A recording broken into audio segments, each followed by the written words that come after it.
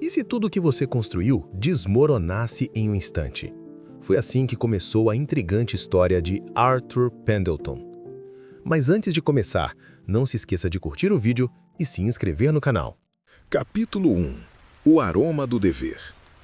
O mundo de Arthur Pendleton era um reino de pergaminho, tinta e aromas exóticos, confinado às paredes do seu escritório no segundo andar da Finch & Sons, chás finos e especiarias. O ar que ele respirava era uma tapeçaria complexa, tecida com os fios distantes do Ceilão, da costa do Malabar e das Ilhas das Especiarias. Para qualquer outro, seria um perfume avassalador. Para Arthur era a métrica da ordem, o hálito da própria lógica.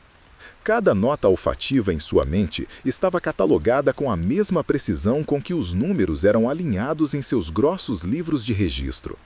O aroma terroso do chá preto de Assam significava um lucro estável. O perfume picante e cítrico do cardamomo da Guatemala, uma margem de lucro mais arriscada, porém mais alta. O cheiro adocicado e quente da canela do Ceilão era, para ele, o som de moedas de ouro caindo suavemente num cofre. Seu domínio era um santuário de controle. A sua secretária de carvalho escuro, polida pelo uso constante, estava perfeitamente organizada. À esquerda, a pilha de correspondência a ser respondida. No centro, o livro de registro aberto na página do dia, com sua caligrafia impecável e angular preenchendo as colunas. À direita, uma pequena bandeja de madeira, com amostras do dia para sua inspeção. Nenhuma pena fora do tinteiro, nenhum grão de pó sobre os mapas de rotas comerciais que cobriam uma parede inteira. Arthur acreditava que o caos no ambiente era um reflexo do caos na mente, e o caos era o inimigo mortal do lucro. E o lucro para Arthur era mais do que um objetivo, era uma validação, a prova matemática de seu valor no mundo. Naquela manhã, um jovem assistente, Thomas, entrou timidamente no escritório, carregando uma pequena caixa de madeira. A amostra da nova colheita de Darjeeling, Sr. Pendleton, acabou de chegar com o navio Estrela da Manhã. Arthur não levantou o olhar do seu livro. Coloque na bandeja, Thomas, e feche a porta com firmeza. A corrente de ar altera o buquê. O rapaz obedeceu, o som do trinco ecoando na sala silenciosa. Só então Arthur pousou a pena. Ele não se apressou, o ritual era sagrado. Primeiro, ele limpou o paladar com um gole de água morna de um copo sempre presente. Em seguida, abriu a caixa, revelando folhas de chá escuras e retorcidas, com pontas prateadas, brilhando como fragmentos de lua. Ele aproximou o nariz, fechando os olhos. Inspirou profundamente, não como um homem cheirando uma flor, mas como um cientista analisando um composto. As notas de moscatel, a sugestão de flores silvestres, o toque mineral do solo do Himalaia, tudo estava ali. Colheita tardia da primavera, altitude correta, secagem uniforme, um pouco mais de umidade na monção deste ano, talvez. Ele pegou algumas folhas, sentindo sua textura entre o polegar e o indicador. Em seguida, preparou uma pequena infusão, observando a cor âmbar clara se espalhar na porcelana branca. O gole foi pequeno, reverente. Ele o manteve na boca, deixando o líquido cobrir sua língua, analisando cada nuance.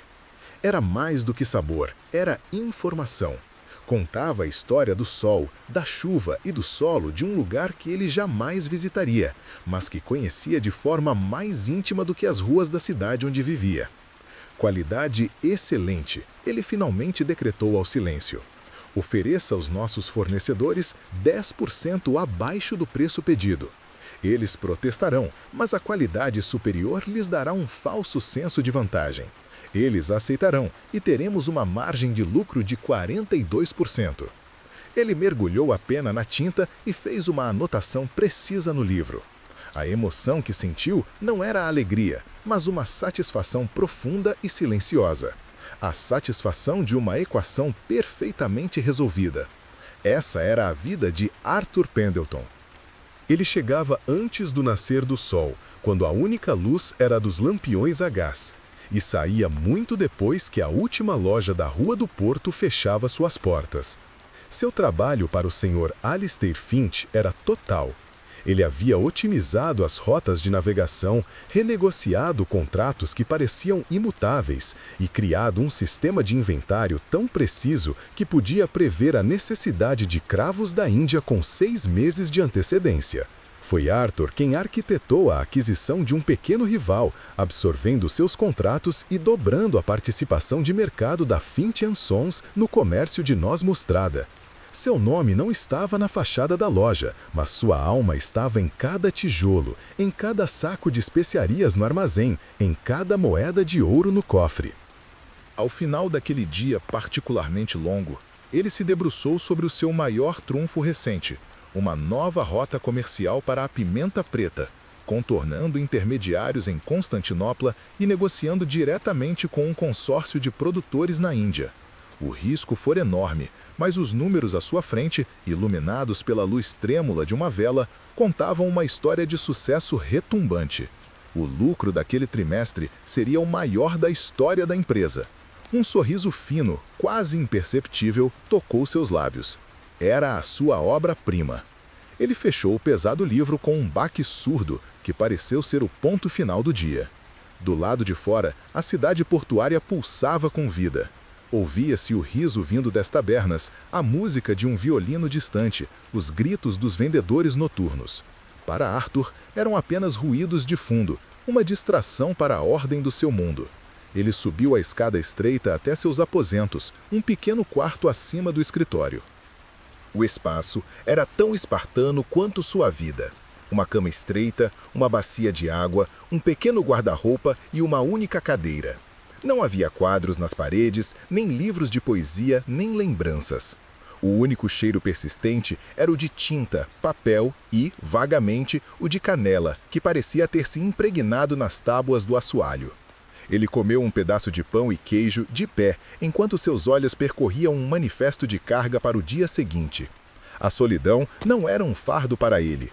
Era simplesmente uma condição, o estado natural de um homem cujo único e verdadeiro propósito residia nas colunas de débito e crédito. Ele era o contabilista-chefe da Finch & Sons, e essa identidade consumia todas as outras. Capítulo 2. A conta que não fecha. A mudança começou de forma sutil, como uma nota discordante em uma sinfonia familiar. Começou com a chegada de Wallace Finch, o sobrinho do Sr. Alistair Finch. Wallace era um jovem que vestia o progresso como um casaco caro, mas que não possuía a substância para lhe dar forma. Tinha cabelos louros penteados com um excesso de brilhantina e um sorriso que não alcançava os seus olhos. Olhos esses que passavam sobre os livros de registro de Arthur com um desdém mal disfarçado.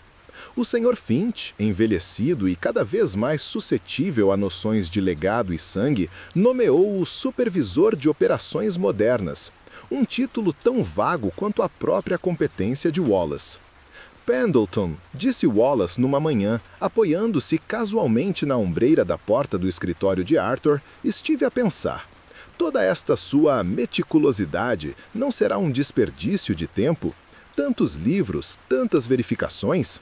A velocidade é a chave do comércio moderno, não esta contagem de feijões. Arthur não ergueu os olhos do seu trabalho. No nosso negócio, Sr. Finch, os feijões são a diferença entre o lucro e a ruína. A velocidade sem precisão é apenas uma forma mais rápida de falir. O sorriso de Wallace vacilou. Ele não estava habituado a ser contrariado. A partir daquele dia, um atrito constante instalou-se entre os dois. Wallace tentava implementar atalhos, comprar de fornecedores mais baratos, mas não verificados, apressar o carregamento dos navios sem a dupla verificação de Arthur, prometer entregas em prazos impossíveis para impressionar os clientes. Arthur, metodicamente, bloqueava cada uma dessas tentativas, apresentando ao Sr. Finch projeções claras e lógicas dos desastres financeiros que tais ações acarretariam.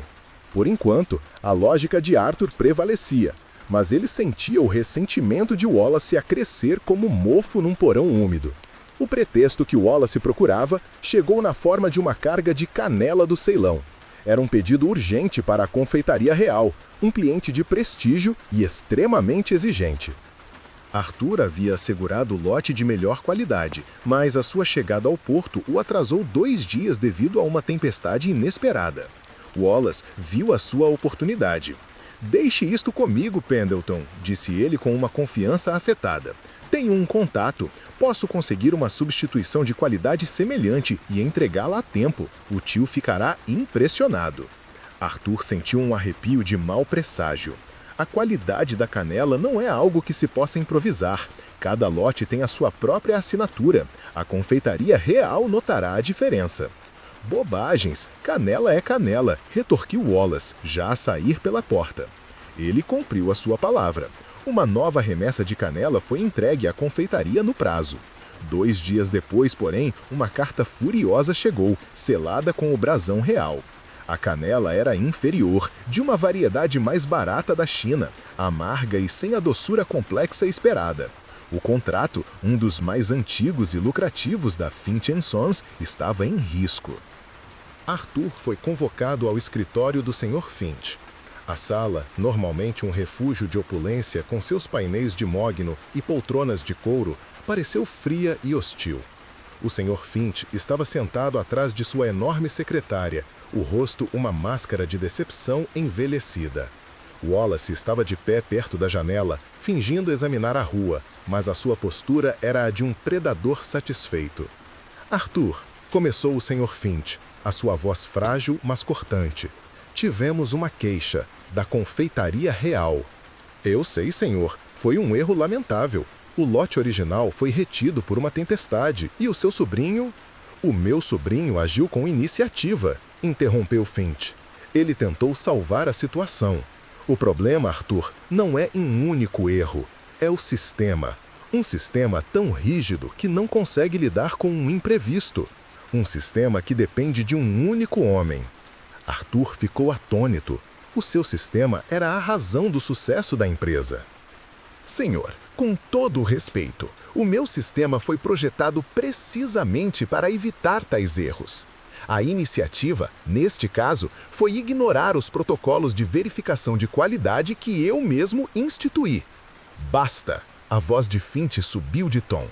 "Estou cansado dos seus protocolos, dos seus livros, da sua rigidez.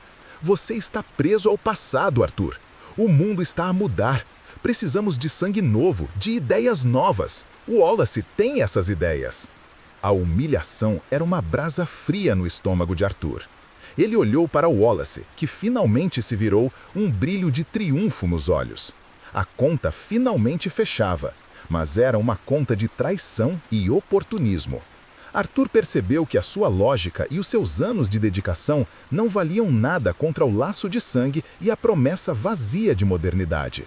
"O que está a tentar dizer, Sr. Finch?" perguntou Arthur, a sua voz mal se controlando. O velho suspirou, um som de finalidade que selou o destino de Arthur. "Os seus serviços não são mais necessários na Finch & Sons. Wallace assumirá a gestão completa das operações. Acreditamos que ele pode levar esta empresa para o futuro." O mundo de Arthur parou. As palavras ecoaram no silêncio do escritório, desprovidas de qualquer emoção ou gratidão pelos quase 20 anos de serviço leal. Não houve negociação, nem pacote de indenização, apenas um despedimento frio e clínico. Era como fechar um livro de registro no meio de uma transação. Incompleto, injusto, brutal. "Arrume as suas coisas, Pendleton", disse Finch, já pegando numa carta e ignorando-o. "Um guarda irá acompanhá-lo." Arthur não disse mais nada. Não havia nada a dizer. Ele virou-se e saiu do escritório, sentindo os olhos de Wallace nas suas costas. No seu próprio escritório, o seu santuário, tudo parecia subitamente estrangeiro. O cheiro de chá e especiarias tornou-se enjoativo. Os seus livros de registro, os companheiros de toda a sua vida adulta, pareciam zombar dele com as suas linhas e números perfeitos. Ele pegou apenas alguns itens pessoais: uma pena de estimação, um peso de papel de latão e um pequeno diário onde anotava pensamentos ocasionais. Colocou-os numa pequena caixa de madeira. Enquanto descia as escadas, acompanhado por um guarda que o olhava com uma mistura de pena e desconforto, os funcionários da loja desviavam o olhar, fingindo estar ocupados. Ele era, de repente, um fantasma. Ao sair pela porta da frente, o sino soou como sempre, mas desta vez o som foi um toque de finados. Ele parou na calçada, segurando a sua pequena caixa. O letreiro dourado, Finch & Sons, chás finos e especiarias, brilhava sob o sol da tarde. Era o monumento de uma vida que acabara de lhe ser roubada. O mundo continuava a girar, as carroças a passar, as pessoas a conversar, mas o eixo de Arthur Pendleton havia sido quebrado. Ele era um número numa coluna que já não se equilibrava. Pela primeira vez na sua vida, a conta não fechava. Capítulo 3. O silêncio dos registros. Nos primeiros dias, Arthur acordava antes do amanhecer por puro hábito. Seu corpo, condicionado por 2 décadas de disciplina férrea, impelia-o para fora da cama estreita em sua nova e modesta pensão.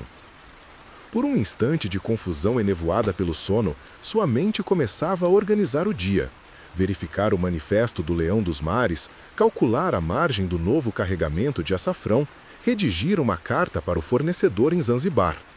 Então, a realidade caía sobre ele com o peso de uma âncora. Não havia manifesto, nem açafrão, nem cartas para escrever. Havia apenas o silêncio de um quarto anônimo, o cheiro de mofo e repolho cozido vindo do corredor, e o vazio esmagador de um dia sem propósito.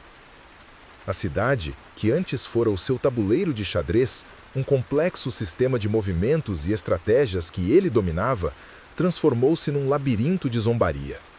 O som das sirenes dos navios no porto, que antes era uma chamada à ação, agora soava como um lamento fúnebre pela sua carreira. O grito dos mercadores na praça, antes dados para os seus cálculos, era agora apenas um ruído caótico que lhe feria os ouvidos. Ele caminhava pelas ruas movimentadas, um homem invisível no meio da multidão. Observava os rostos das pessoas, o estivador a rir com os seus companheiros, a florista a arranjar os seus buquês, o escriturário a correr com uma pasta de couro debaixo do braço, e via neles um propósito, uma função, um lugar no grande livro de registros da vida. Ele não tinha mais um lugar. A sua coluna havia sido apagada. Com a dignidade ferida, mas com a mente ainda afiada, Arthur tentou reerguer-se. Vestiu o seu melhor casaco, agora um pouco puído nos cotovelos, e começou a bater às portas das casas comerciais concorrentes. Na companhia mercantil dos irmãos Davenport, o gerente recebeu-o com uma cordialidade fria. Ah, Sr. Pendleton, a sua reputação precede-o. Uma mente brilhante para os números, dizem. Mas quando Arthur explicou a sua situação, o sorriso do homem tornou-se forçado. Sabe, estamos a passar por uma reestruturação. Não há vagas no momento, mas guardaremos o seu nome, claro. Na Especiarias do Novo Mundo de Henry Beaumont, a resposta foi ainda mais direta. Finch despediu? Perguntou Beaumont, um homem corpulento com um gosto por anéis vistosos. Alistair Finch é um velho tubarão, mas não é tolo. Se ele o dispensou, deve haver uma boa razão. Não posso arriscar. Porta após porta, a história repetia-se. A influência do Sr. Finch era como uma mancha de tinta, espalhando-se por toda a comunidade mercantil. Ninguém queria contratar o homem que o poderoso dono da Finch & Sons havia descartado. Os sussurros seguiam-no. Dizem que ele cometeu um erro colossal. Ouvi dizer que a sua mente já não é o que era. Talvez houvesse desonestidade envolvida. A sua reputação, construída com a precisão de um relojoeiro, foi desmantelada por uma única decisão e pelo veneno da fofoca. As semanas transformaram-se em um mês e o desespero começou a corroer a sua compostura. O dinheiro que ele havia economizado, uma soma modesta, pois sempre reinvestir a sua vida na empresa em vez de acumular riquezas para si, começou a minguar perigosamente. Primeiro, ele vendeu o seu relógio de bolso de prata, um presente do Sr. Finch de há 10 anos, por serviços excepcionais. A ironia era tão amarga que ele mal conseguiu engolir. Depois foram as suas abotoaduras de ouro e, finalmente, os seus livros sobre economia e comércio, os textos sagrados sobre os quais ele havia construído a sua fé. Cada venda era uma amputação de sua antiga identidade. Ele foi forçado a mudar-se da pensão para um quarto ainda mais pequeno e sombrio nos cortiços perto das docas, um lugar onde o cheiro a peixe podre e a água estagnada nunca desaparecia. A sua dieta passou a ser pão amanhecido e sopa rala. A sua caligrafia, antes um modelo de clareza, tornou-se trêmula em seu diário. As entradas, antes repletas de observações sobre o mercado e estratégias comerciais, agora eram curtas, fragmentadas, tingidas de desespero. Nenhuma resposta hoje. O aluguel vence na sexta-feira. Passei em frente à loja. Vi o Wallace a sair. Ele ria. O silêncio é o som mais alto que já ouvi. Uma noite, incapaz de suportar as 4 paredes do seu quarto, ele vagueou até o cais. A lua cheia projetava um caminho prateado sobre a água escura. Ele observou os grandes navios atracados, as suas silhuetas imponentes contra o céu noturno. Eram como catedrais para sua religião perdida. Ele lembrou-se da emoção que sentia ao ver um deles chegar, sabendo que os seus porões continham os frutos do seu planejamento. Agora, eles eram apenas madeira e lona, símbolos de um mundo que já não o queria. Sentado num caixote, o vento frio do mar a açoitá-lo, Arthur Pendleton sentiu-se completamente à deriva. O contabilista que outrora equilibrava as fortunas de impérios não conseguia agora equilibrar a sua própria existência. O seu livro de registros pessoal estava em branco, e ele não tinha ideia de como escrever o próximo capítulo. Capítulo 4. Estradas de pó e incerteza. A decisão de partir não foi um ato de coragem, mas de rendição. A cidade havia se tornado uma prisão de memórias. Cada esquina um lembrete do que ele havia perdido. Cada rosto familiar um juiz silencioso. Com as suas últimas moedas, ele comprou um par de botas resistentes, um pedaço de pão e um queijo. Deixou para trás o quarto sombrio sem olhar para trás. Não havia nada ali que valesse a pena lembrar. Seu único destino era a ausência de uma fuga para qualquer lugar que não fosse aquele. Ele seguiu a estrada principal para fora da cidade, juntando-se ao fluxo lento de carroças, vendedores ambulantes e viajantes. O pó da estrada levantava-se a cada passo, cobrindo seu casaco escuro com uma camada cinzenta, um batismo num novo mundo de anonimato. Pela primeira vez em sua vida adulta, ele não tinha um horário, nenhum livro para consultar, nenhuma obrigação além de colocar um pé à frente do outro. A liberdade era vertiginosa e aterrorizante. Após 2 dias de caminhada, a sua pequena reserva de comida acabou. A fome, uma sensação que ele só conhecia como um conceito abstrato nos relatórios de fomes distantes, tornou-se uma dor real e latejante no seu estômago. Foi então que ele viu a caravana. Era uma coleção heterogênea de carroças de mercadores itinerantes que viajavam entre as pequenas vilas e feiras do interior. Eram liderados por um homem robusto e barbudo chamado Silas, cuja voz retumbava como um trovão. Arthur aproximou-se, o orgulho uma memória distante, a necessidade uma realidade premente. "Procuro trabalho", disse ele, a sua voz mais fraca do que pretendia. Silas olhou-o de cima a baixo, notando as suas mãos macias e a sua postura ereta, tão deslocadas naquele ambiente. "Trabalho? O que sabe fazer, homem da cidade? Sabe ferrar um cavalo? Consertar uma roda partida? Lutar contra bandidos?" "Sei ler, escrever e fazer contas com uma velocidade e precisão que o espantariam", respondeu Arthur, a sua antiga confiança a surgir por um momento. Silas soltou uma gargalhada. "Contas? A única conta que preciso é saber se temos comida o suficiente para chegar à próxima vila. Tenho homens que sabem contar o suficiente para isso. O que preciso é de músculos." Ele apontou para um caixote pesado, cheio de panelas de ferro.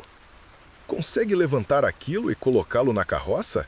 Arthur olhou para o caixote. Parecia impossivelmente pesado, mas a fome era uma grande motivadora. Ele curvou-se, sentindo uma dor aguda nas costas, os músculos não habituados a tal esforço. Com um grunhido que o surpreendeu, ele conseguiu erguer o caixote do chão e, cambaleando, depositá-lo na carroça. Ele ficou ofegante, o suor a escorrer-lhe pela testa, o coração a bater descontroladamente. Silas observou-o com um interesse divertido. Bem, não foi bonito, mas fez o trabalho. Pode viajar conosco. Trabalho pesado em troca de um lugar junto à fogueira e uma parte da nossa comida. Concorda? Concordo, disse Arthur, a sua voz rouca de esforço. Assim começou a sua nova vida. Os seus dias eram preenchidos com um tipo de exaustão que ele nunca havia conhecido. Carregava e descarregava caixotes, ajudava a montar as bancas nas feiras, esfregava os cavalos no final do dia. Os seus músculos, adormecidos por anos atrás de uma secretária, gritavam em protesto. As suas mãos, antes imaculadas, rapidamente ficaram cobertas de bolhas, que depois se transformaram em calos ásperos. Ele dormia no chão duro, debaixo das estrelas, enrolado num cobertor áspero, muitas vezes demasiado cansado para pensar ou sentir pena de si mesmo. Os homens da caravana eram um grupo rude, mas honesto. Não se importavam com o seu passado ou com a sua educação.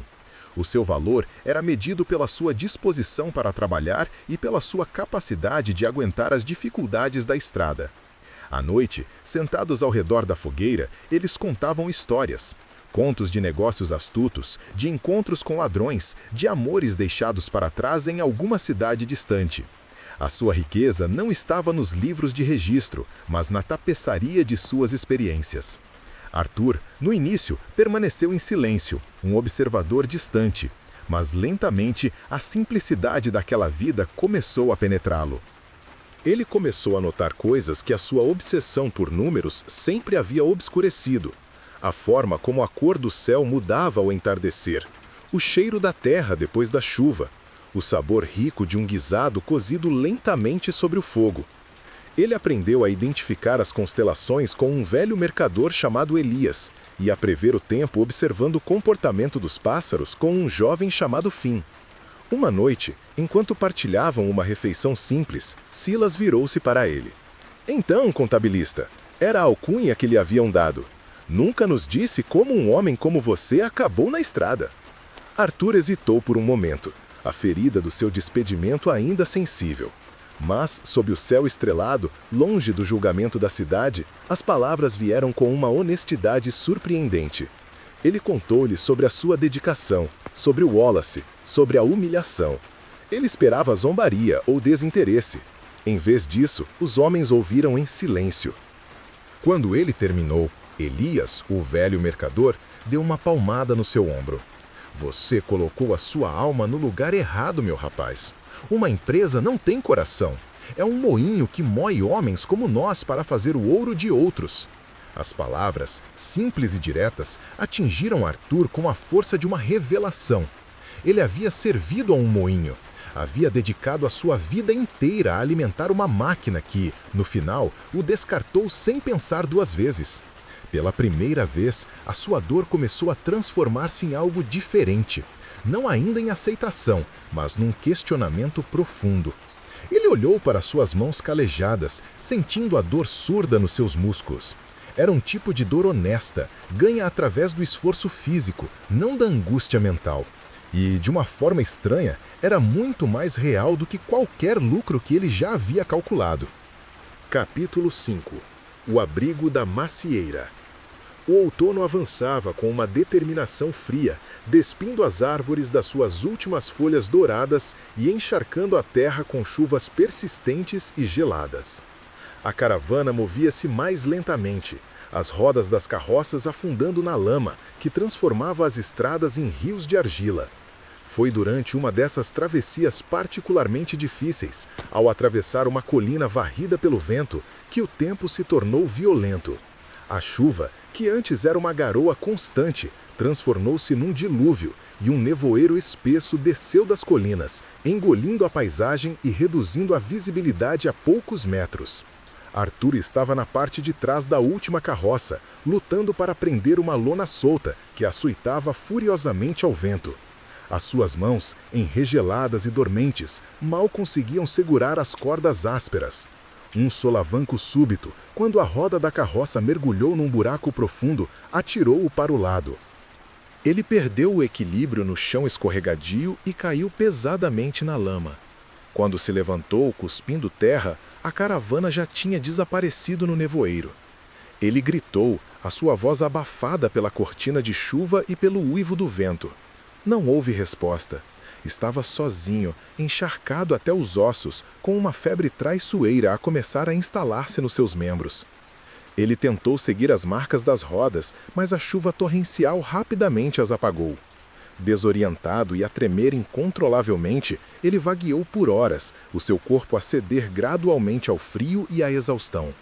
A sua mente, antes um bastião de lógica, tornou-se um turbilhão de imagens febres. Ele viu os números dos seus livros de registro a derreterem sobre a chuva, as folhas de chá a transformarem em lama.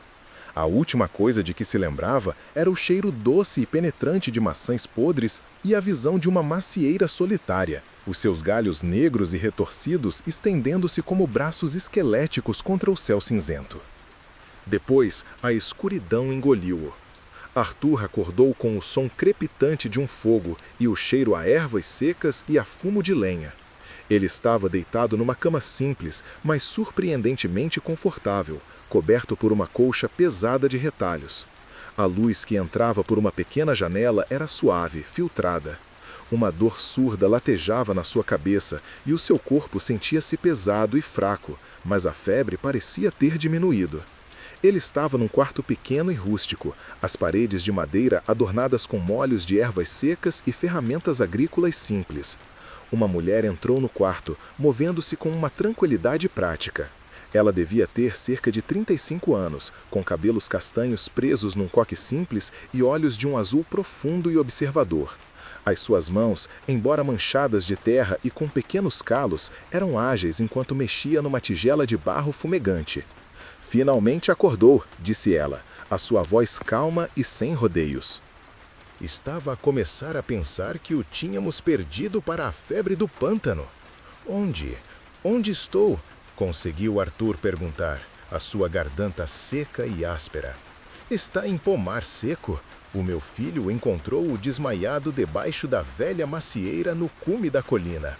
Teve sorte? Mais uma hora naquela chuva e teria sido o seu fim. Ela aproximou-se e ajudou a sentar-se, colocando almofadas atrás das suas costas. Beba isto, é um chá de casca de salgueiro e milefólio. Vai ajudar com a febre e as dores. A mulher apresentou-se como Isabel. O seu marido, um agricultor, havia morrido há 2 anos de uma doença súbita, deixando-a com a pequena quinta e um filho, Léo, um rapaz de cerca de 10 anos, de olhos curiosos e cabelos rebeldes, que espreitava timidamente pela porta. Isabel era a curandeira não oficial da aldeia, o seu conhecimento de ervas e remédios caseiros transmitido pela sua mãe e avó. Ela não era uma mulher de muitas palavras, mas as suas ações transmitiam uma compaixão pragmática. Nos dias seguintes, Isabel cuidou de Arthur com uma eficiência serena. Ela aplicou-lhe compressas frias na testa, deu-lhe caldos nutritivos e chás medicinais que, embora amargos, pareciam extrair a doença do seu corpo. Arthur, que em toda a sua vida só havia experimentado cuidados pagos ou a indiferença impessoal, sentiu-se desconcertado por aquela gentileza sem expectativas. Ele tentou falar sobre o seu passado, sobre a sua posição na cidade, mas Isabel parecia desinteressada. A febre torna todos os homens iguais, Sr. Pendleton, disse ela um dia, enquanto mudava as suas ligaduras. O que você era antes de chegar aqui não importa tanto quanto o que fará quando recuperar as suas forças.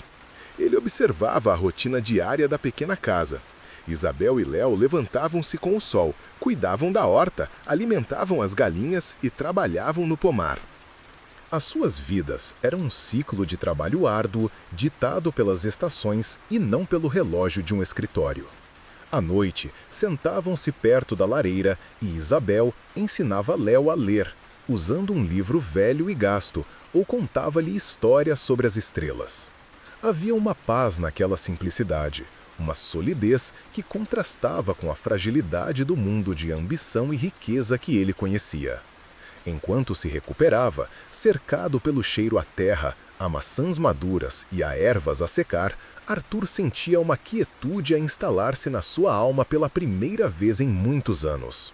O zumbido constante de números e cálculos na sua cabeça começou a desvanecer-se, substituído pelo som do vento nos pomares e pelo riso de Léo no quintal. Ele estava num lugar onde o seu nome não significava nada, a sua antiga habilidade não tinha valor e o seu fracasso era desconhecido. Aqui, ele era apenas um homem, resgatado de uma tempestade, a recuperar lentamente num abrigo feito de madeira, pedra e uma bondade inesperada. Capítulo 6. O valor das mãos. Assim que Arthur recuperou força suficiente para se manter de pé por mais de alguns minutos, uma nova e desconfortável consciência instalou-se nele. Ele era um fardo. Isabel e Léo partilhavam a sua comida escassa e davam-lhe o seu abrigo sem pedir nada em troca. Mas Arthur, um homem cujo mundo inteiro se baseava no princípio do débito e do crédito, não suportava a ideia de estar em dívida. Ele precisava de equilibrar as contas. Isabel, disse ele numa manhã, encontrando-a no quintal a rachar lenha com um machado, os seus movimentos ritmados e eficientes. Eu preciso de pagar pela minha estadia. Não tenho dinheiro, mas posso trabalhar. Isabel parou, limpou o suor da testa com as costas da mão e olhou para ele. O seu olhar percorreu o corpo ainda magro de Arthur. As suas mãos pálidas e macias, marcadas apenas pelos calos recentes do seu tempo na caravana. Um sorriso quase imperceptível tocou-lhe os lábios. Trabalhar? E que tipo de trabalho sabe fazer, homem da cidade? Eu sou um especialista em logística e gestão, começou Arthur, a sua voz a carregar um eco do seu antigo orgulho. Posso otimizar a sua produção, analisar os seus custos, criar um sistema de inventário para as suas ervas e... Ela ergueu a mão, interrompendo-o. Eu não preciso de um sistema de inventário, Sr. Pendleton. Eu preciso que a cerca do galinheiro seja consertada antes que as raposas levem a minha última galinha. Preciso que o portão do pomar seja refeito antes que os veados comam os rebentos das macieiras. E preciso desta pilha de lenha rachada antes que chegue a primeira geada. Ela estendeu-lhe o machado. Comece por aí. Léo vai mostrar-lhe onde empilhar. Arthur pegou no machado. A ferramenta parecia estranhamente pesada e desajeitada na sua mão. Ele olhou para o robusto tronco de carvalho no cepo. Parecia uma tarefa simples. Ele ergueu o machado sobre a cabeça, tentando imitar os movimentos de Isabel, e desferiu um golpe. A lâmina resvalou na superfície curva da madeira com um baque surdo, quase arrancando o cabo das suas mãos e enviando uma vibração dolorosa pelos seus braços. Léo, que observava de uma distância segura, abafou uma risada. A frustração tomou conta de Arthur. Ele, que conseguia dissecar um contrato complexo ou traçar uma rota comercial através de meio mundo, era incapaz de realizar a mais simples das tarefas. Ele tentou de novo, a sua respiração a tornar-se ofegante, o suor a picar-lhe os olhos. Os seus golpes eram descoordenados, ora demasiado fracos, ora mal direcionados. Depois de quase 1 hora, ele tinha conseguido rachar apenas um pequeno pedaço de lenha, e os seus braços e costas gritavam em protesto. Isabel regressou, pegou no machado e, com um único golpe limpo e preciso, partiu um tronco semelhante ao meio. Não se luta contra a madeira, disse ela calmamente. Lê-se a fibra, encontra-se o caminho. Use o peso do machado, não a força dos seus braços. Nos dias e semanas que se seguiram, Isabel e Léo tornaram-se seus mestres relutantes. Arthur aprendeu, através de uma série de tentativas e erros humilhantes, as tarefas básicas da vida rural. Aprendeu a consertar a cerca do galinheiro, os seus dedos desajeitados a lutar com o martelo e os pregos, acabando com mais de um polegar dorido.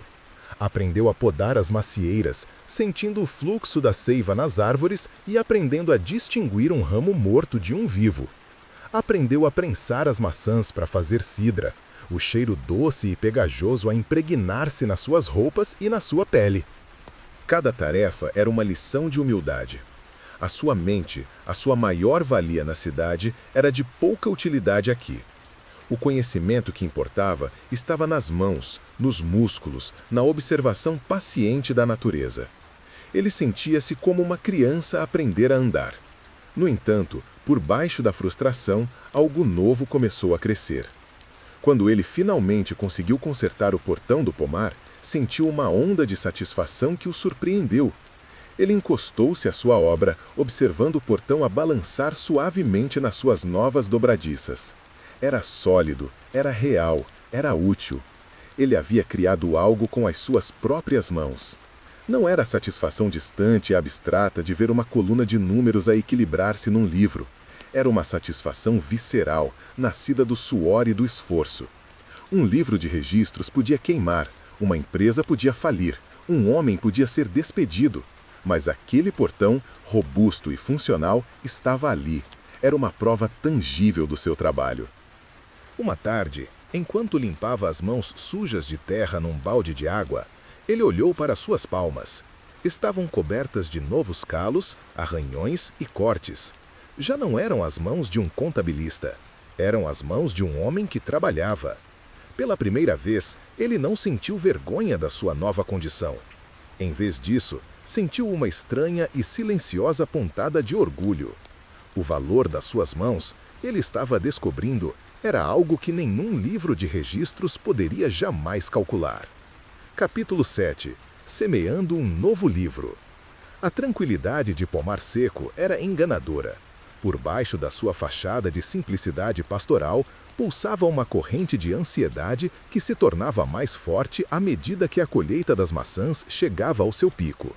Arthur começou a notar as conversas preocupadas entre os agricultores, as testas franzidas de homens e mulheres cujas vidas inteiras dependiam do fruto dos seus pomares. A fonte da sua angústia tinha um nome: Senhor Gable, comerciante da cidade vizinha de Ponte do Rio, o único comprador para a produção da aldeia. Uma noite, enquanto partilhava a refeição da noite com Isabelle e Léo, um vizinho, um agricultor idoso chamado Samuel, parou à porta, o seu rosto vincado pela preocupação. Isabelle, disse ele, torcendo o chapéu nas mãos. Gable esteve aqui hoje. Ele está oferecendo um preço ainda mais baixo este ano. Diz que o mercado na cidade está inundado, que há maçãs a mais. É menos do que no ano passado. Mal cobre o custo das barricas. Isabelle suspirou, um som de resignação cansada. É a mesma história todos os anos, Samuel. Ele sabe que não temos outra escolha. Com este preço, não sei como vamos passar o inverno, confessou o velho, a sua voz a quebrar. Arthur ouvia em silêncio, mas algo dentro dele, uma parte da sua antiga identidade que ele pensava estar adormecida, começou a despertar. A injustiça da situação era tão clara como uma entrada incorreta num livro de registros. Era uma equação desequilibrada, uma exploração sistemática. Ele viu o Sr. Gable não apenas como um comerciante ganancioso, mas como um problema de logística, um obstáculo no fluxo de mercadorias que podia ser contornado. Por que é que não vendem as maçãs diretamente no mercado de Ponte do Rio? Perguntou Arthur, a sua voz carregada com uma autoridade que surpreendeu a si mesmo. Samuel olhou para ele como se ele tivesse sugerido uma viagem à lua. Nós, sozinhos? Gable tem as melhores bancas, os contatos, ele compra tudo de uma vez. Como poderia um de nós competir? Precisaríamos de uma carroça, de licenças, de tempo longe da quinta. É impossível. Não se o fizerem juntos, disse Arthur, levantando-se. A sua mente, antes turva pela inatividade, agora zumbia com possibilidades. As engrenagens que haviam calculado rotas de especiarias e margens de lucro começaram a girar novamente, mas desta vez o objetivo não era o lucro de um homem, mas a sobrevivência de muitos. Vocês não são concorrentes uns dos outros. A vossa concorrência é Gable. Se unirem, podem criar o vosso próprio poder de mercado. Nos dias seguintes, Arthur mergulhou na tarefa com a mesma obsessão que antes dedicava a Finch & Sons. Convocou uma reunião com os agricultores no celeiro de Samuel. No início, eles estavam céticos, olhando com desconfiança para aquele forasteiro da cidade com as suas mãos ainda aprendendo os calos do campo. Mas quando Arthur começou a falar, a sua linguagem mudou. Ele não usou os termos complexos do comércio, mas a lógica simples dos números. Ele pegou num pedaço de carvão e na parede do celeiro começou a desenhar colunas. De um lado, o preço miserável de Gable. Do outro, o preço de venda a retalho no mercado do Ponte do Rio que ele havia apurado junto de viajantes. A diferença era gritante. Esta diferença, disse Arthur, apontando para o espaço vazio entre as duas colunas, é o vosso trabalho, o vosso suor. E Gable está a metê-lo todo no bolso. Ele delineou um plano. Em vez de cada agricultor tentar vender a sua pequena colheita, eles juntariam tudo, formariam uma cooperativa. Ele calculou quantas carroças seriam necessárias, o custo de alugá-las, o preço das licenças de mercado. Mostrou-lhes como, ao partilharem os custos, o fardo para cada um seria mínimo. Ele, com a sua caligrafia impecável, criaria um livro de registros para a cooperativa, garantindo que cada família recebesse a sua parte justa, proporcional à quantidade e qualidade das maçãs que contribuíssem. A sua clareza e confiança eram contagiantes. Pela primeira vez, os agricultores viram um caminho para sair do ciclo de exploração. A sua antiga identidade como o contabilista ganhou um novo significado. Ele não estava a contar o dinheiro de um mestre, estava a capacitar os seus vizinhos. O trabalho foi imenso. Arthur passou dias e noites a organizar, a planejar, a persuadir. Ele negociou o aluguer de carroças com um carroceiro de uma aldeia vizinha, usando as suas antigas habilidades de negociação para conseguir um preço justo. Ele viajou a pé até Ponte do Rio para garantir as licenças de mercado, navegando na burocracia com uma paciência que nunca soube que possuía. Ele ensinou Samuel, que tinha uma boa cabeça para os números, a manter os registros básicos. Quando o primeiro dia de mercado chegou, uma pequena frota de 4 carroças, carregadas até cima com as melhores maçãs e barris de cidra de pomar seco, partiu antes do amanhecer. Arthur estava numa delas, o seu coração a bater com uma mistura de ansiedade e esperança. Quando chegaram à Ponte do Rio, o senhor Gable, ao vê-los amontar a sua grande banca cooperativa, ficou lívido. Ele tentou intimidá-los a espalhar rumores sobre a má qualidade dos seus produtos.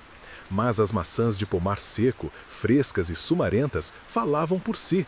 As pessoas aglomeravam-se, atraídas pelos preços justos e pela história da pequena aldeia que se uniu. Ao final do dia, eles haviam vendido quase tudo. Quando Arthur fez as contas à luz de uma lanterna, o silêncio caiu sobre os agricultores reunidos. O lucro, mesmo depois de deduzidos todos os custos, era quase o dobro do que Gable lhes teria pago. Um grito de alegria irrompeu e Samuel, com lágrimas nos olhos, abraçou Arthur com força. Naquela noite, de volta a Pomar Seco, Arthur sentou-se à porta da casa de Isabelle, observando as luzes nas janelas das casas dos agricultores. Havia uma sensação de celebração no ar. Ele olhou para suas mãos calejadas. Ele não tinha ganhado uma única moeda para si mesmo, mas sentia-se mais rico do que nunca. Ele havia semeado um novo tipo de livro de registros, cujas colunas não mediam ouro, mas dignidade, comunidade e esperança. E pela primeira vez desde que havia sido despedido, sentiu que o seu balanço pessoal estava, finalmente, a começar a ficar positivo. Capítulo 8. Ecos da cidade portuária. O sucesso da cooperativa de Pomar Seco não foi um evento isolado. Nos mercados semanais de Ponte do Rio, a sua reputação cresceu. As suas maçãs tornaram-se conhecidas pela sua qualidade, a sua cidra pela sua força e sabor e os seus preços pela sua honestidade. Os agricultores, antes curvados pela preocupação, agora caminhavam com uma nova confiança. O dinheiro extra significava telhados consertados, ferramentas novas e, o mais importante, uma sensação de segurança para o inverno que se aproximava. Arthur, agora conhecido simplesmente como o organizador, tornou-se uma figura respeitada e integral na comunidade.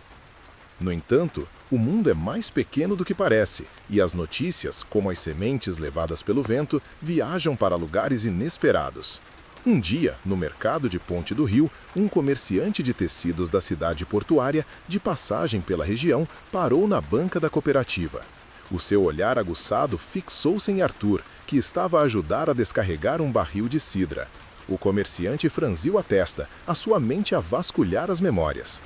Pendleton, disse ele, hesitante. Arthur Pendleton, da Finch Sons?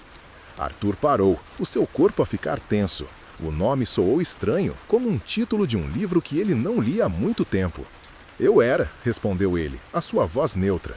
O comerciante ficou boquiaberto. Pelos céus, é você mesmo. Ouvi dizer que tinha caído em desgraça. Mas o que está fazendo aqui, no meio do nada, a carregar barris como um... camponês? O seu tom não era intencionalmente cruel, mas carregava o espanto turto condescendente de um homem da cidade ao olhar para algo que não conseguia compreender. Arthur simplesmente encolheu os ombros. Estou a ganhar a vida como qualquer outro homem. Ele virou-se e continuou o seu trabalho, pondo fim à conversa. Mas o dano estava feito. O comerciante, ao regressar à cidade portuária, não conseguiu conter a história suculenta. Adivinhem quem eu vi? Arthur Pendleton, o cérebro da Finch Sons, a viver numa aldeia de caipiras, sujo e a vender maçãs numa carroça. Que queda! A história espalhou-se como fogo nos armazéns secos do distrito mercantil. Tornou-se um conto de advertência, uma fonte de fofoca maliciosa nas tabernas e casas de chá. Alguns riam-se da sua desgraça, vendo-a como a justa recompensa pelo seu comportamento arrogante e distante de antigamente. Outros, que o haviam respeitado, abanavam a cabeça com uma curiosidade mórbida. Esses ecos da cidade acabaram por chegar a Pomar Seco, trazidos por viajantes e entregadores. Um dia, enquanto ajudava Léo a consertar uma roda de carrinho, o rapaz perguntou-lhe, com a inocência cruel das crianças: Arthur, é verdade que você era um homem muito rico e importante? A pergunta apanhou Arthur desprevenido. As velhas inseguranças, que ele pensava ter enterrado sob camadas de trabalho físico e propósito comunitário, ressurgiram como uma força surpreendente. A vergonha da sua demissão, a dor da humilhação, a sensação de ter sido descartado como lixo, tudo voltou à tona. Ele sentiu o rubor a subir-lhe ao rosto. Por um momento, a imagem do homem que ele era, poderoso, respeitado, no controle, colidiu violentamente com o do homem em que se tinha tornado. Naquela noite, ele estava estranhamente silencioso. Isabelle, com a sua percepção apurada, notou a sua agitação. Depois de Léo ir para a cama, ela encontrou-o sentado na varanda, a olhar para a escuridão dos pomares. A cidade encontrou-o, não foi? Disse ela suavemente, sentando-se ao seu lado. Arthur não respondeu de imediato. Ele observou uma coruja a voar silenciosamente entre as árvores. Eles estão a rir-se de mim, disse ele finalmente, a sua voz baixa e carregada de uma dor antiga. O grande Arthur Pendleton, reduzido a isto. Eles veem-me como um fracasso. Isabel permaneceu em silêncio por um momento, deixando as suas palavras pairarem no ar fresco da noite. Eles, disse ela, quem são eles? Homens que medem o valor de um homem pelo peso do seu bolso? Homens que o descartaram quando já não lhes era útil? Por que a opinião deles ainda tem tanto poder sobre si? Ela inclinou-se para a frente, a sua expressão séria à luz da lua. Olhe ao seu redor, Arthur. Veja o que construiu aqui. Não com o dinheiro de outro homem, mas com a sua própria mente e as suas próprias mãos. Deu esperança a esta aldeia. Ensinou-nos a lutar pelo nosso valor. Para nós, você não é um fracasso. Você é o homem que nos ajudou a salvar as nossas casas. Ela estendeu a mão e, num gesto invulgarmente terno, pousou-a sobre a dele. As suas mãos eram semelhantes agora, ambas calejadas pelo trabalho. O seu valor não é definido pelo título que perdeu, continuou ela. É definido pelo que escolhe fazer com os seus dias. Aqui, os seus dias estão repletos de propósito. O que é que eles têm na cidade para além de fofocas e livros de registro empoeirados? As palavras de Isabel foram como um bálsamo na sua ferida. Ele olhou para o rosto dela, para a força e a bondade nos seus olhos, e depois para a aldeia adormecida. Ela estava certa. Ele estava permitindo que os fantasmas de um mundo que o havia rejeitado assombrassem a sua nova vida. Ele havia encontrado algo em Pomar Seco muito mais valioso do que o respeito dos comerciantes da cidade. Ele havia encontrado uma comunidade, havia encontrado um propósito, havia encontrado a si mesmo. "Obrigado, Isabel", disse ele, a sua voz firme outra vez. E ao apertar a mão dela, sentiu os ecos da cidade portuária a desvanecerem-se, substituídos pelo som tranquilo e constante do pulsar da sua nova vida. Capítulo 9. O sabor da verdade. A mente de Arthur Pendleton, uma vez um mecanismo afinado para a lógica fria do comércio, começou a aplicar a sua precisão a um novo tipo de registro, o dos sabores e aromas da terra. A sua transformação começou de forma subtil, com os chás de ervas que Isabelle preparava. Ele bebia a infusão de camomila à noite não apenas para dormir, mas analisando o seu sabor floral e ligeiramente amargo, comparando-o mentalmente com as variedades de chá branco que ele conhecia de Fujian. A menta para a digestão não era apenas um remédio, mas uma explosão de frescura cujas notas ele tentava isolar e catalogar. A sua antiga profissão havia lhe treinado o paladar a um nível de sensibilidade extraordinário. Ele conseguia detectar a mais pequena variação numa colheita de chá, a subtil influência de uma monção tardia ou de um solo mais argiloso. Agora, esse mesmo talento estava despertando num novo contexto. A cozinha de Isabel, com os seus molhos de ervas secas pendurados nas vigas e as prateleiras cheias de frascos, tornou-se o seu novo laboratório, e a natureza ao redor, o seu armazém de ingredientes. "Isabel", disse ele um dia, observando-a a misturar folhas secas numa tigela, "o seu chá de sabugueiro é eficaz, mas o sabor é rústico. E se adicionássemos um toque de casca de maçã seca para adoçar e uma única folha de verbena para um final cítrico? Equilibraria o amargor." Isabel olhou para ele intrigada. Para ela, as ervas eram medicina. A sua função era primordial. A ideia de as misturar por razões de sabor, como um cozinheiro a criar um prato, era nova. Cética, mas curiosa, ela permitiu-lhe a experiência. Arthur trabalhou com uma concentração que ela não via nele desde que ele havia organizado a cooperativa. Ele não mediu os ingredientes, mas sentiu-os, cheirou-os, esmagou uma folha entre os dedos para libertar os seus olhos, tal como fazia com as folhas de chá mais caras do mundo. O resultado foi uma revelação. A infusão que ele preparou era reconfortante e curativa, mas também deliciosa. Tinha uma complexidade que elevava a bebida de um simples remédio a uma experiência. Isabel bebeu um gole e os seus olhos arregalaram-se ligeiramente. "É bom", admitiu ela, um elogio vindo dela. "É mais do que bom." Aquele pequeno sucesso abriu as comportas. Arthur mergulhou no mundo das plantas de Pomar Seco com uma paixão que beirava a sua antiga obsessão. Ele passava horas com Isabel nos campos e bosques, já não como um aprendiz desajeitado, mas como um estudante ávido. Ela ensinava-lhe as propriedades de cada planta. A raiz de valeriana para a calma, as folhas de framboesa para as dores femininas, o tomilho para a tosse.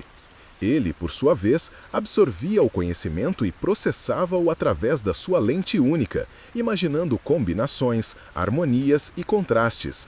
Ele começou a experimentar com a cidra, o principal produto da cooperativa. A cidra tradicional era forte e simples. Arthur, lembrando-se das especiarias que outrora dominavam a sua vida, começou a criar infusões. Ele adicionou paus de canela e cravos da Índia, comprados a um vendedor ambulante, a um pequeno barril. Noutro, experimentou com anis estrelado e uma pitada de pimenta preta para criar um calor surpreendente. Cada lote era uma equação de sabores que ele se esforçava por equilibrar. Foi durante este período que o seu vínculo com Léo se aprofundou. O rapaz seguia-o como uma sombra, fascinado pela sua concentração. Arthur, que nunca tivera paciência para crianças, encontrou em Léo um aprendiz curioso. "Vês esta folha, Léo?", dizia ele, segurando um ramo de hortelã-pimenta. "Cheira, o que sentes?" "Cheira a doce", dizia o rapaz. Sim, mas há mais. Há a frescura, como o ar da manhã. E por baixo há um toque de terra, de onde ela veio. Tudo conta uma história, Léo. Um sabor nunca é apenas uma coisa. Ele ensinou o rapaz a usar o paladar e o olfato, a prestar atenção aos detalhes, a compreender que a qualidade residia nas nuances. E ao ensinar, Arthur percebeu a verdade mais profunda sobre si mesmo. O seu verdadeiro talento nunca fora a matemática. A contabilidade, os livros de registro, os números, eram apenas a linguagem que ele usava para expressar o seu verdadeiro dom. Uma compreensão inata da qualidade, da harmonia e do equilíbrio. Ele era um mestre da combinação, quer se tratasse de números numa página ou de ervas numa chávena. A obsessão que antes o havia isolado e esvaziado encontrou um novo propósito, um que era criativo, alegre e partilhado. Ele não estava mais a contar o valor das coisas, estava a criá-lo. Capítulo 10. A colheita. O ar de pomar seco vibrava com uma energia que só se manifestava uma vez por ano. O Festival da Colheita era a celebração que marcava o fim do trabalho árduo e o início do descanso do inverno, um dia e uma noite de gratidão pela generosidade da terra. Mas este ano, o festival era diferente. Havia uma corrente de alegria e prosperidade que não existia nos anos anteriores. As mesas improvisadas na praça da aldeia estavam mais carregadas de comida. As roupas das pessoas pareciam mais novas e, acima de tudo, os seus sorrisos eram mais rasgados. O coração desta nova prosperidade era a grande banca da cooperativa de pomar seco, que ocupava o lugar de honra no centro da praça. Arthur estava no meio do turbilhão, mas, pela primeira vez na sua vida, não se sentia como um observador externo. Ele era uma parte disto. Ele ajudou a erguer a banca, a empilhar as caixas de maçãs lustrosas e a alinhar os jarros das suas novas cidras com especiarias e os pacotes das suas misturas de chás de ervas. Os aldeões passavam por ele, não com a deferência cautelosa que davam a um forasteiro, mas com uma camaradagem calorosa. Samuel deu-lhe uma palmada nas costas que quase o derrubou. A esposa do ferreiro insistiu que ele provasse um pedaço da sua famosa torta de maçã. Crianças pequenas corriam até ele, oferecendo-lhe flores do campo. Cada gesto era um fio a tecê-lo firmemente no tecido da comunidade. Ele já não era o contabilista ou o homem da cidade. Era simplesmente Arthur, o homem que os tinha ajudado, o amigo. À medida que a tarde se transformava em noite, uma grande fogueira foi acesa no centro da praça, as suas chamas a dançarem alto no céu estrelado. Um trio de músicos locais, um violino, um acordeão e uma flauta, começou a tocar uma melodia animada e contagiante. Os casais começaram a formar-se no espaço aberto, rodopiando e batendo os pés ao ritmo da música, as suas gargalhadas a misturarem-se com as notas alegres. Arthur observava de perto da banca, um sorriso genuíno no rosto, sentindo uma felicidade plena e serena. Ele viu Isabelle conversar com um grupo de mulheres, o seu rosto iluminado pelo fogo, um raro sorriso a suavizar as suas feições. Os seus olhares cruzaram-se por cima das cabeças dos dançarinos, e nesse momento um entendimento silencioso passou entre eles, um reconhecimento de tudo o que haviam construído juntos. Foi Samuel quem agiu como catalisador. Aproximando-se de Arthur, ele disse com uma voz retumbante: "Vamos, Arthur!" Um homem não pode organizar uma festa e não dançar nela. Antes que Arthur pudesse protestar, o velho agricultor guiou-o até Isabelle. "Vamos, Isabelle, mostre a este homem da cidade como celebramos uma boa colheita." Isabelle corou ligeiramente, mas havia um brilho divertido nos seus olhos. Ela estendeu a mão a Arthur. "Apenas se não pisar os meus pés com demasiada força", brincou ela. Arthur sentiu uma onda de nervosismo. Dançar era tão estranho para ele como ferrar um cavalo. Mas ele pegou na mão dela. A sua pele era quente e forte contra a dele. Ele deixou-se guiar pela música e por ela. Os seus primeiros passos foram desajeitados, rígidos, mas Isabelle liderou-o com uma graça paciente, e ele gradualmente relaxou, permitindo que o ritmo o levasse. Eles rodopiaram em volta da fogueira, o mundo exterior a reduzir-se a um borrão de luz e som. O que restava era o calor do fogo, a melodia do violino e o toque da mão de Isabelle na sua. Não trocaram palavras.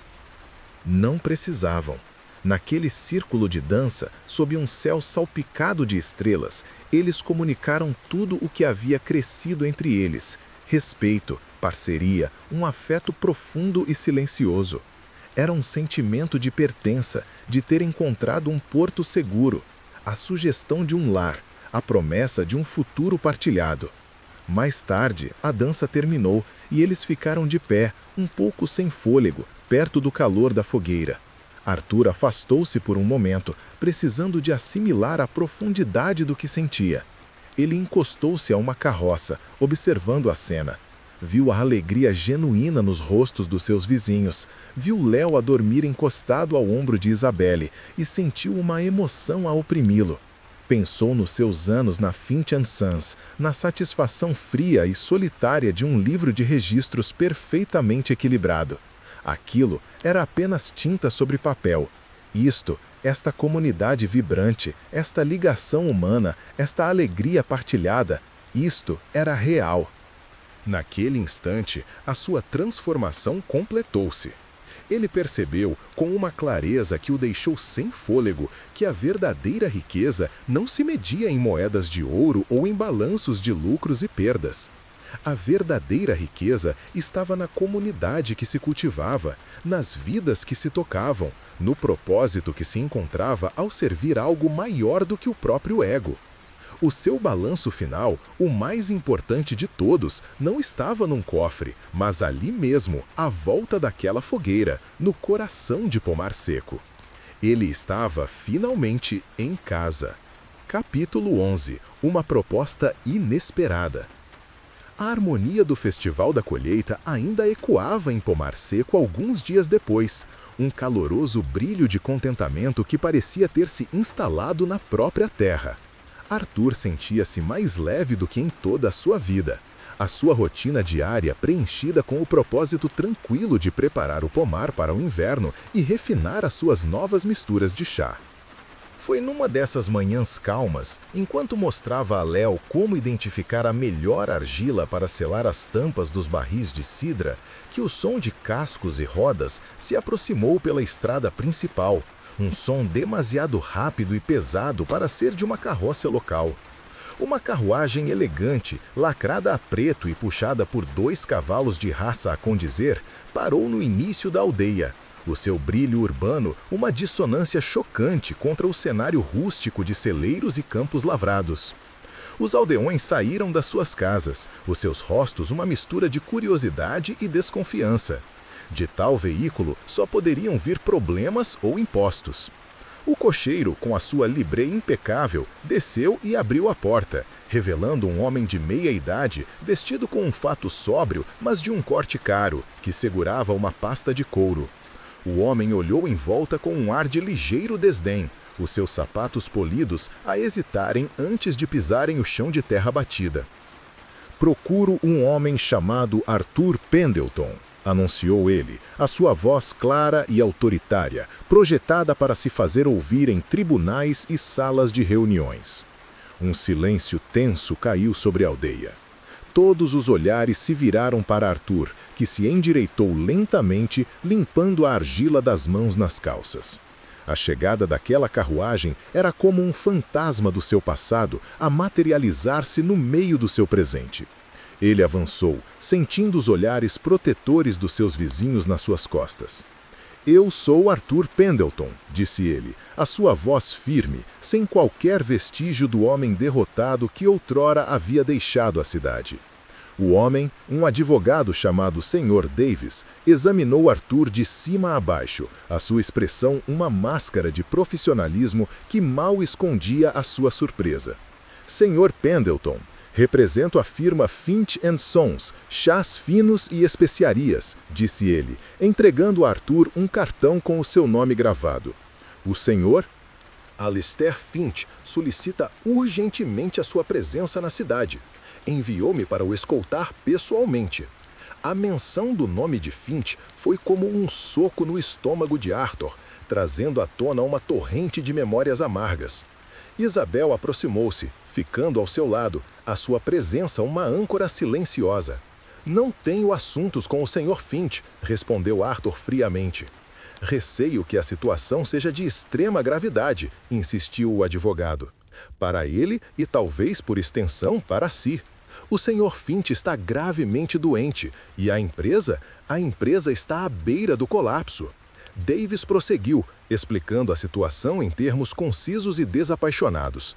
A gestão de Wallace Finch havia sido um desastre absoluto. A sua busca por velocidade e modernidade traduziu-se em investimentos imprudentes, contratos mal negociados e a compra de mercadorias de qualidade inferior que mancharam a reputação da empresa.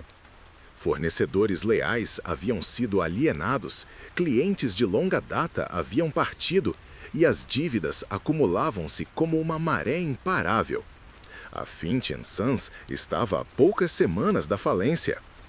O Sr. Finch, continuou Davis, no seu estado de lucidez, reconheceu o seu erro catastrófico ao dispensá-lo. Ele acredita que só você pode salvar a empresa do seu legado. Ele deseja oferecer-lhe o seu antigo cargo de volta. Não, mais do que isso.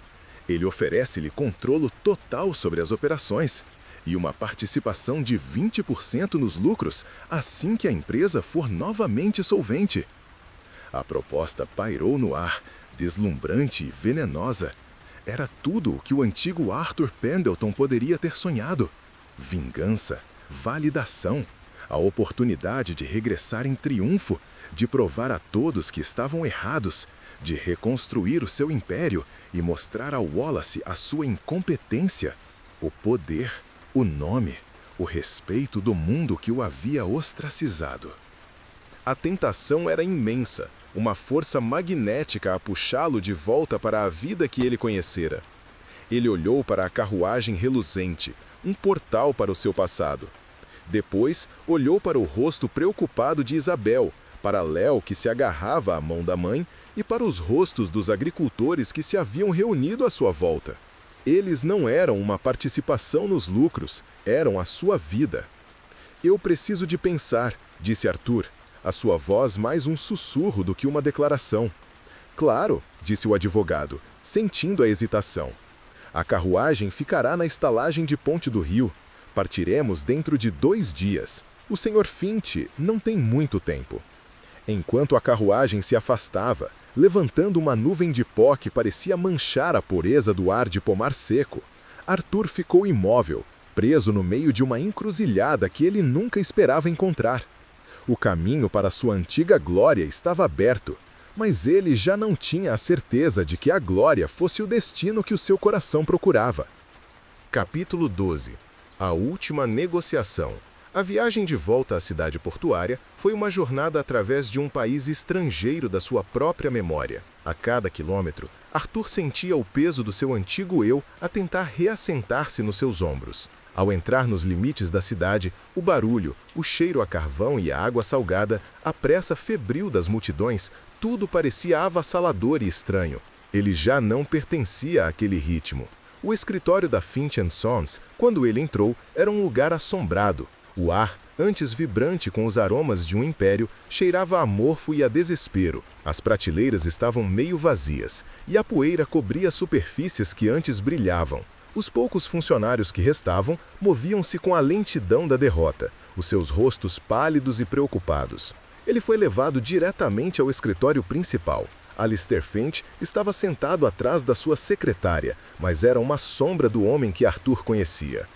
A sua pele era pálida e translúcida, o seu corpo encolhido dentro de um casaco pesado, apesar do calor abafado da sala.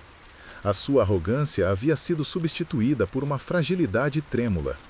Wallace estava de pé perto da janela, tal como da última vez, mas a sua pose já não era de triunfo.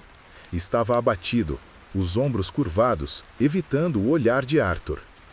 Pendleton, disse Finch, a sua voz um farfalhar de folhas secas. Você veio. Estou aqui para ouvir, respondeu Arthur, a sua calma a contrastar com a tensão na sala. Ele não se sentou, permanecendo de pé, um igual, não um subordinado. Com a ajuda do advogado Davis, a extensão do desastre foi revelada. Wallace, num ato de desespero, havia hipotecado o armazém principal para garantir um empréstimo com juros exorbitantes. Um navio, carregado com chá de qualidade duvidosa, havia sido rejeitado num porto estrangeiro, resultando numa perda total. A empresa estava a sangrar dinheiro por todos os poros.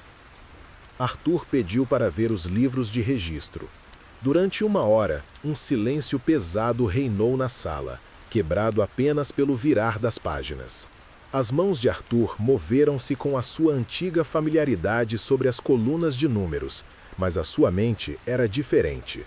Ele não via apenas perdas e ganhos, via as histórias por trás dos números, as relações destruídas, a confiança quebrada, a reputação manchada.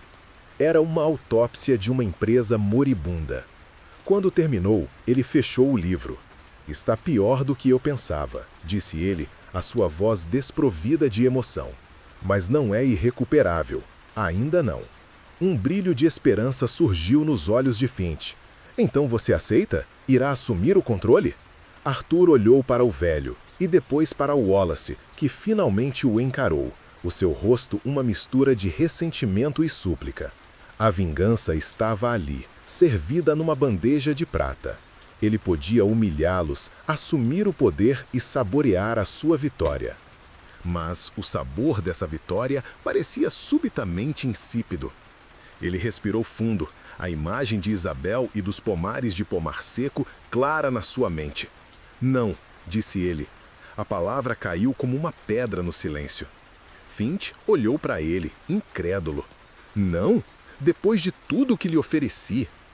"Eu não quero o meu antigo emprego de volta, Sr. Finch", continuou Arthur, a sua voz a ganhar força. "A minha vida já não é aqui. No entanto, tenho uma contraproposta. Uma que pode salvar a sua empresa e garantir o futuro da minha comunidade." Ele expôs o seu plano com a mesma clareza com que havia organizado a cooperativa. A Finch & Sons precisava desesperadamente de novos produtos, de algo único para se diferenciar e reconquistar a confiança do mercado. Pomar Seco tinha esses produtos. Ele propôs um acordo comercial exclusivo.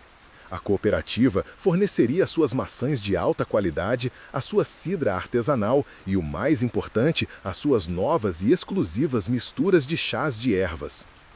Seriam comercializados sob uma nova marca, Colheitas de Pomar Seco, associada à Finch & Sons. "Será um contrato de parceria, não de emprego", declarou Arthur. "A cooperativa receberá um preço justo e fixo, mais uma percentagem das vendas. Eu supervisionarei a parceria a partir de pomar seco, garantindo a qualidade e a logística. Vocês", disse ele, olhando para Wallace, "tratarão da distribuição e do marketing na cidade, sob a minha orientação inicial." Era uma jogada de mestre.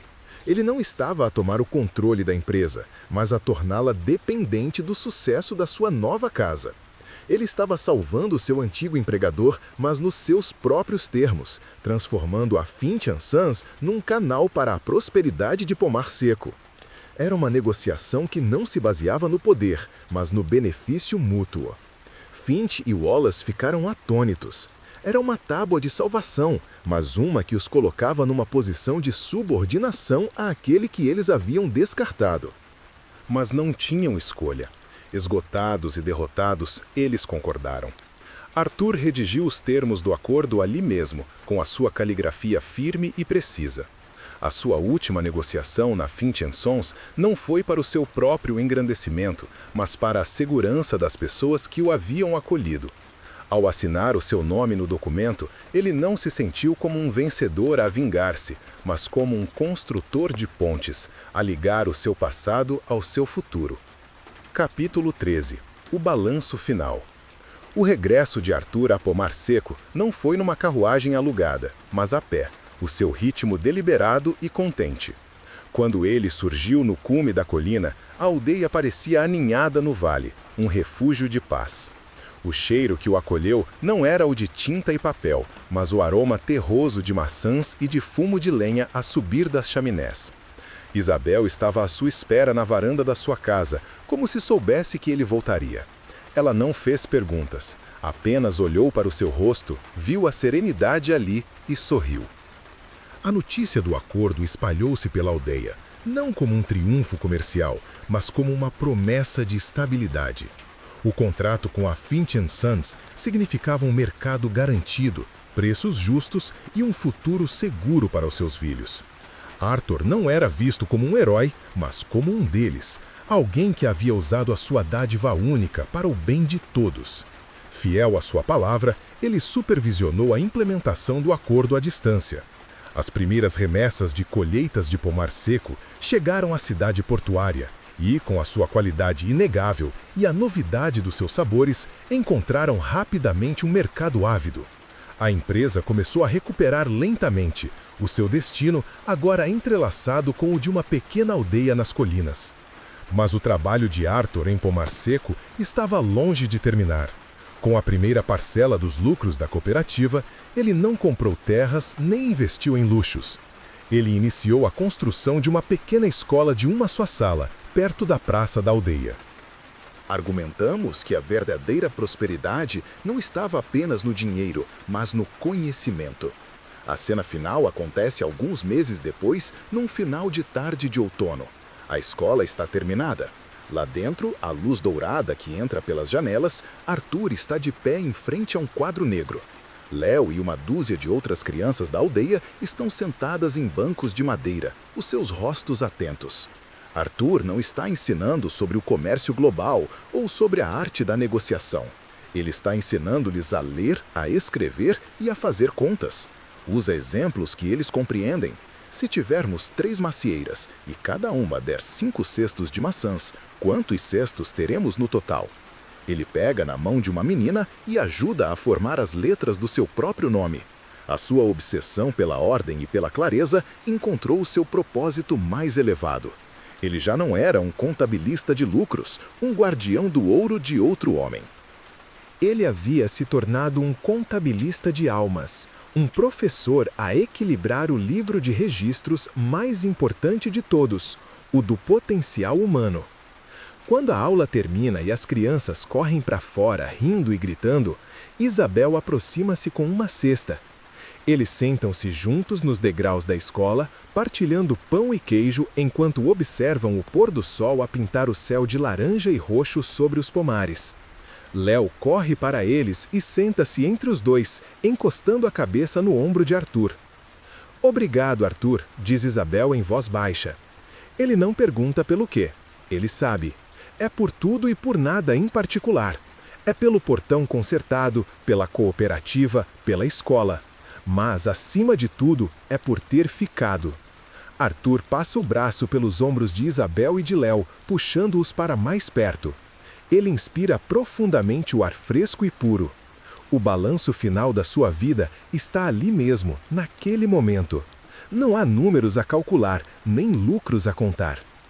Há apenas o peso reconfortante de uma família que ele escolheu, a satisfação de um trabalho com significado e a paz de um homem que, depois de perder tudo, finalmente encontrou o seu verdadeiro lugar no mundo.